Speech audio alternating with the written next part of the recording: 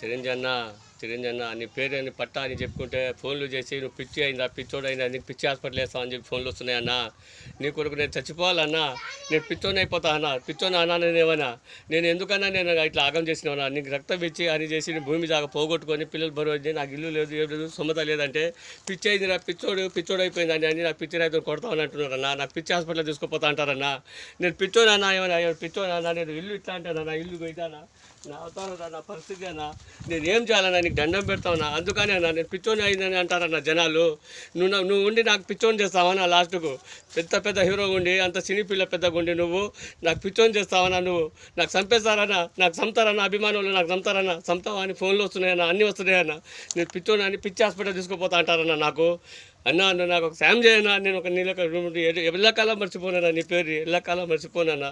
మా అన్న మా తండ్రి అన్నీ నువ్వే అనుకుంటా అన్నా, దండం పెడతా అన్నా.